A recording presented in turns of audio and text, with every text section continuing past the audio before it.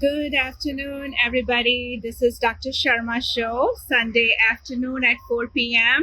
And I am a board certified functional nephrologist here to welcome you on my show. Today, we have a very special interview with Dr. Phyllis Pobee. She is a triple board certified physician who specializes in weight loss, in genetic weight loss in women over 30 years of age, and she also is a founder of Gene Lean 360 program. It is to empower women over 30 years of age to know the insights about their DNA, and they can also help losing weight. She is also author of a book, Lean Gene, which she released recently, and that talks about the cutting edge science behind knowing your genetics and how it influences the weight loss. So I want to welcome Dr. Phyllis Pobee, who's joining us shortly here. Hi, Dr. Pobee. How are you? Hi. Hi. How are you today? I'm good. I'm so excited to be on here. Thanks for having me. Thank you so much for joining here, and we are so thrilled to have you here. I just gave all the audience your small introduction, and I'm so thrilled to have you here. So thank you for joining us today. No problem. Yeah, so my name is Dr. Phyllis. I am a genetic weight loss physician. I lost 100 pounds using genetic weight loss. And what is genetic weight loss? It really is using the science of DNA in order to say how you should be eating, how you should be exercising. What are the supplements you should and should not be taking?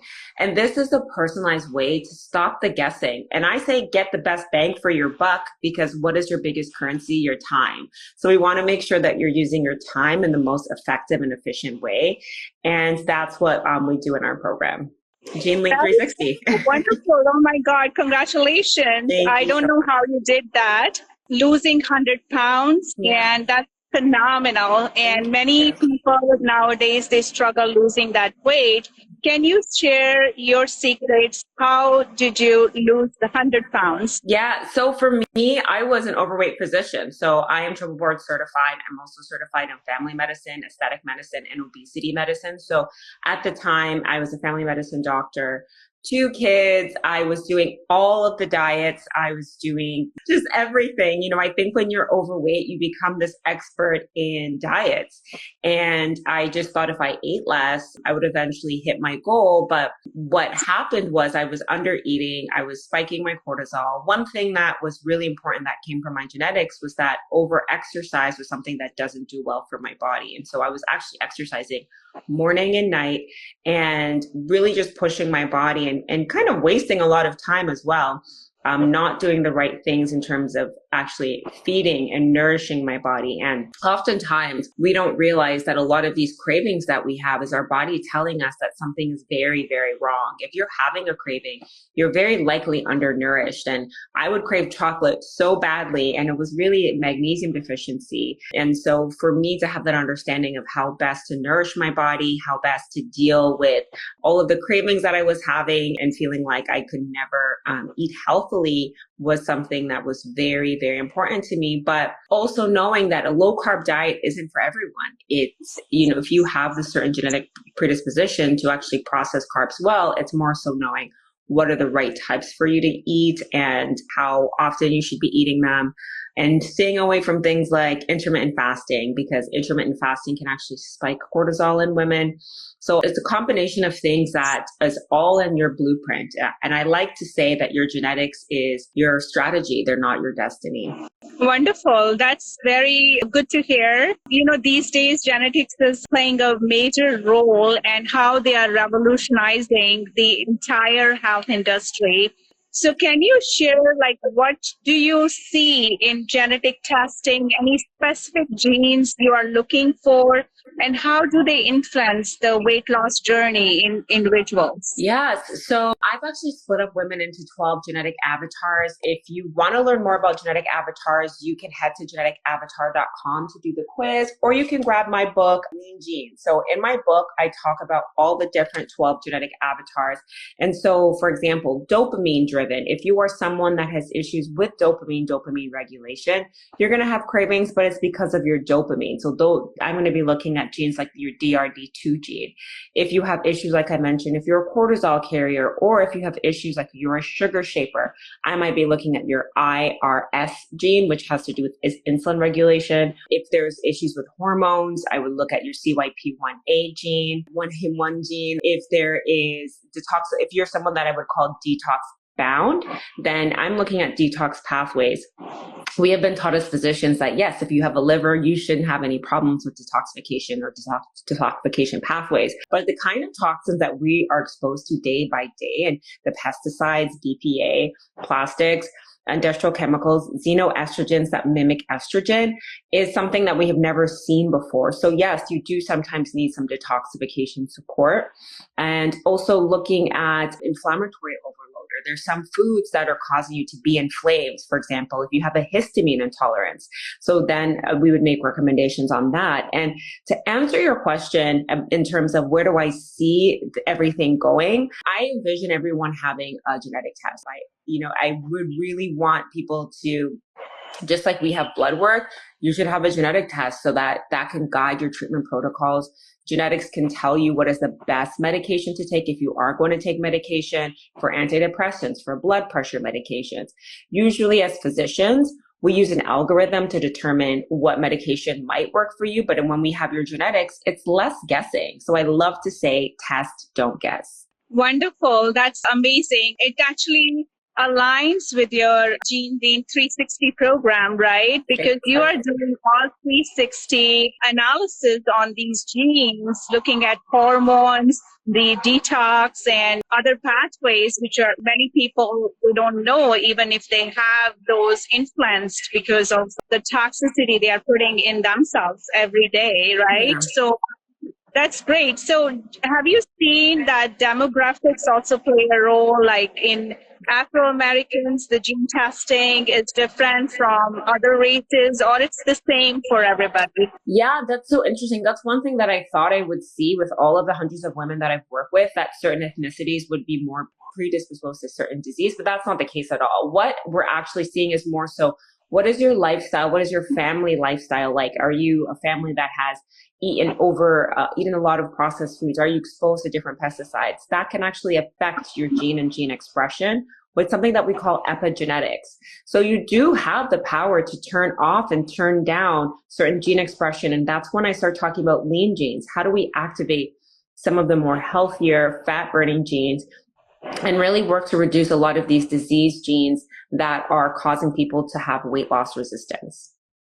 Wonderful. Yeah. So, that's where I was heading with this discussion as well, to find out how the environment and the lifestyle is affecting the genes. Do you think they are affecting? And if you think they are, then what can they do to improvise what are you doing in your practice to help people regulate those environmental factors, their lifestyle, nutrition, everything, which is actually affecting their genes? So it's always about a targeted approach. So for example, if you are someone that is eating foods that are inflammatory to you, I would say cut out those foods. If you're histamine intolerant, don't drink alcohol. It really is that simple, because alcohol is very high in histamine. If you cannot process histamine and it's causing an inflammatory response, cutting that out is going to cause you to almost lose weight overnight.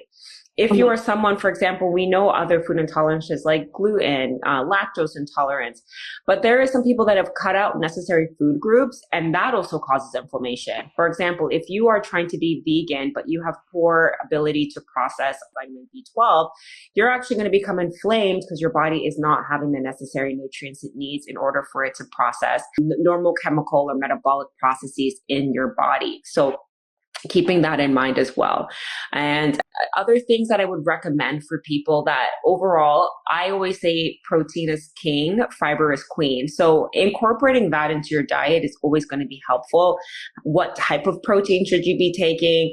Should you be plant-based? Those are questions that your genetics will answer. And I love really being able to tailor a diet plan to someone based upon their genetics. But other things that to keep in mind are things like sleep. People really underestimate the power of sleep and how important sleep is.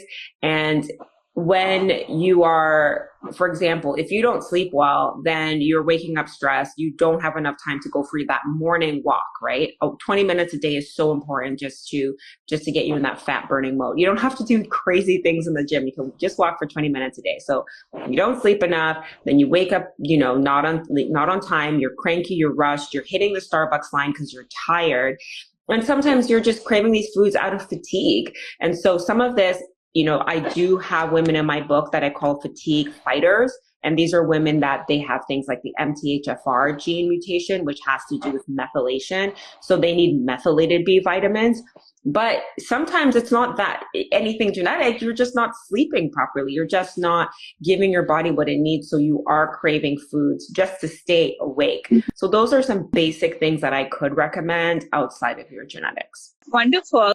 Thank you so much for all these nuggets. I think there is a lot to learn about genetics. You mentioned about the sleep and the fatigue. Are they also related with your genes? Because many people are suffering from insomnia. They're not having a good night's sleep. So can you shed some light on that? Definitely related to sleep. So for some women, I will call them wired and tired. So they are unable to get enough sleep. They actually have very high cortisol levels. So they're cortisol carriers. So if we look at their NRCR1 gene, that has to do with cortisol and cortisol production. And that is going to guide the kind of supplements we would recommend for them to take at night. I know some people have heard of like ashwagandha, magnesium. You want to take some of those supplements at the right dosage if you're really having difficulty getting to bed, really just trying to pinpoint what is the reason why you can't fall asleep. For some people, they'll say, I can't fall asleep unless I have some carbs or something to eat. They likely went the whole day. For example, they woke up, oh, I'm not hungry. They didn't eat breakfast. They maybe grabbed a coffee. And by the time they got home, they're ravenous, they're starving, but then they're not putting the right foods in their body, high protein, high fiber foods. When I say fiber, I mean fruits, vegetables, berries are very nice high fiber fruits. But they're going for the quick things because they're ravenous. So they're just grabbing something on the go, something high sugar that's going to spike their cortisol, and then they can't fall asleep. They can't get to bed. So all of these things kind of tie together, and they might say, well, I barely eat anything. Why am I not losing weight? What are you eating? What time are you eating it? All of these things are going to play a role. Yeah, so in my practice also, I teach people how to have that lifestyle change, to have a better sleep. And there are a lot of things they can actually do to improve their sleep quality, starting from just eat like 3 hours before going to bed, right? So that will spike their glucose. And some people are waking up with hypoglycemia, believe it or not. So having that knowledge about what they are eating throughout the day, I think it also influences the sleep quality, and we can help them even more improving their lifestyle and the sleep. What do you think is the, any research coming up on the genes and any cutting edge, new promises coming out for genetics and genetic therapy in especially in women who are dealing with hormonal changes and struggling with metabolic syndrome? Do you have any? I think it's just the precision of it. We're just going to get more and more precise and more able to say, hey, this is what you might deal with in the next 5-10 years. This is how we're going to combat it. This is the exact dosage that you're going to need. These are the exact foods. Everything is just going to be, it's not going to be this trial and error basis. We're really going to be able to cater to a wider range of chronic conditions. So right now I focus on genetic weight loss, but I see there being a huge opportunity for things like looking at genetics for things like anxiety and depression, looking at genetics for hormone balance, looking at genetics for everything. I mean, genetics are the blueprint of you. So it really just takes, I was not trained on genetics as a physician. I didn't learn anything that I learned about genetics. I had to do a lot of learning myself and work with different mentors and go to different conferences and look at a lot of different research. So I think this might be something that starts getting taught in residency so that, your regular family doctor or specialist can be able to go over your genetics with you and come up with a game plan for you. For example, in treating like your hypertension, I know you're the kidney whisperer. So we have our whole algorithm of, should we put them on hydrochlorothiazide or amlodipine, but just be able to say, I know that there's been designations in the past based on race, which is not necessarily accurate, but now you can base it on their genetics to say, okay, this is the right hypertensive med for you. Or this is the right supplement that's actually going to help provide the nitric oxide in order to help with your vessel and vessel dilatation so that you don't necessarily need a pharmaceutical drug instead. Yeah, actually, your genes also determine if you're going to be respondent to any drugs or not. Yes. So in the nephrology world also, we look at the different genes which are affecting your kidneys and how you're going to respond to different medications, right? So I think it's an important aspect of the life. It's going to be an important part of diagnosis and the treatment in the patients in the future. 100%. But more and more of insurance companies are, walking away from genes, even the diagnostic and even gene therapy. They're not covering those things anymore. And that is concerning a little bit because it's all putting more pressure on the consumer to do all these testing, which is so beneficial in their health outcome. So in your practice, what are the challenges you're seeing and how you are overcoming those? Yeah, that's a really, really great question. So I know a lot of people say, well, I have insurance, and if it's not covered by my insurance, I don't want to do it. Unfortunately, insurance companies are not in the business of well care. They're in the business of sick care. So we haven't switched over into this preventative model where we invest all this money up front into making sure that you don't get these chronic diseases. And that's what genetic testing is about, to tell you what your predisposition is and how we can prevent it. And so if you're relying on your insurance, you might get a little stuck. Sometimes you have to come out of pocket. But I tell people, if your front tooth was chipped and it was $5,000, you would find the money to find it, to fix it. So, how much more so your entire health and well-being, and really just encouraging people to think about in a different way than we've been trained to look at our health, and see that, we need to actually take these actions to invest, and it will pay dividends, but we have to be patient. And I think we're in this Amazon Prime age where we want things right away. And so the idea of, I have to maybe wait 3 to 4 months to start getting these results I want in terms of my health and my memory and my weight. We want things right away. But I think that our desire to have things right away is why we're so sick.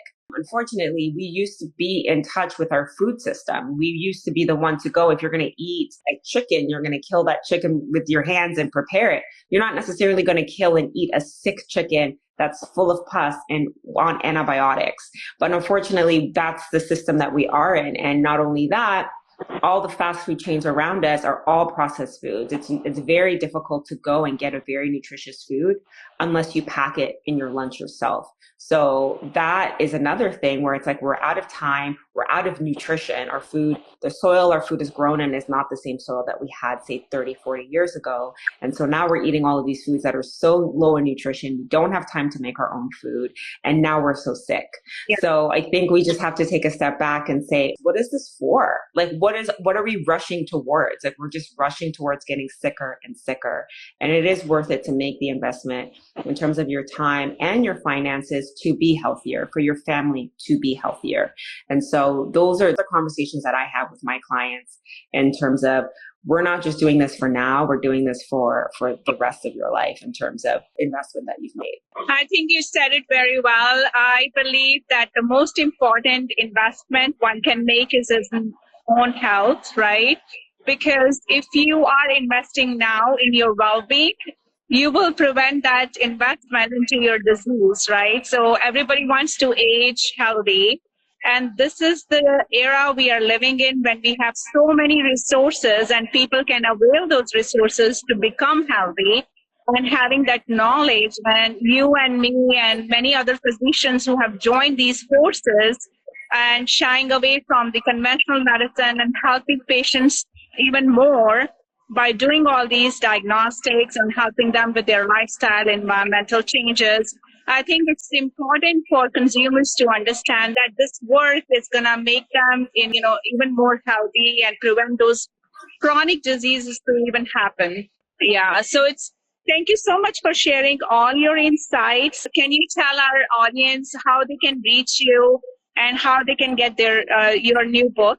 Yes. So you can head to geneticweightlossbook.com to grab my book, Lean Genes. It's also on Amazon or any of your favorite book retailer. And then if you want to learn more about genetic weight loss, head to geneticweightloss.com. We have a ton of information there for you to find out more about the book, find out more about us, find out more about your genes, your genetics, and get answers once and for all.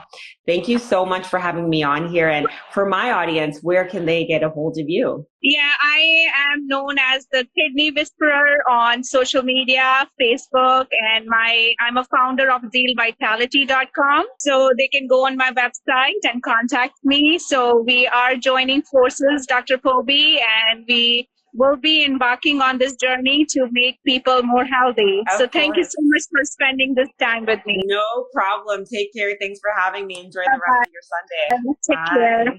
So many nuggets you guys got from Dr. Pobee. So please contact us if you need to know more about genetic weight loss, and see you soon.